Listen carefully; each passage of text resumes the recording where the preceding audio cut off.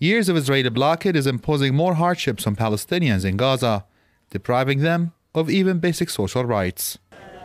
With high poverty and unemployment rates, many Gazans spend most of their dwindling monthly income on food. Hundreds of families in the Gaza Strip are so poor that they can hardly afford one meal a day. Most Gazans depend on handouts from international aid agencies. They see no end in sight to the hardship they are facing. It has been really bad in the last few years. It's a struggle to put food on the table, and even food coupons are not enough to feed our families. I have 4 unemployed sons who are married and have children, and I think things will only get worse.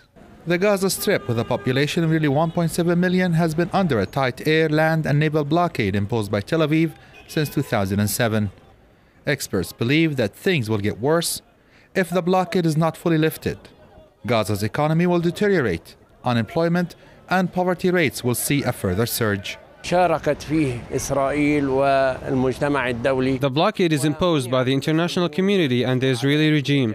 Gazans will never achieve social justice as long as the blockade continues.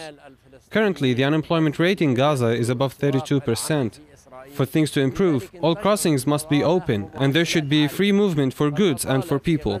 Israel's restriction on agricultural sector is also adding to the problems of people in Gaza, where farmers make up a large portion of the workforce. Press TV met with Oxfam's coordinator of economic development, Chris Binar.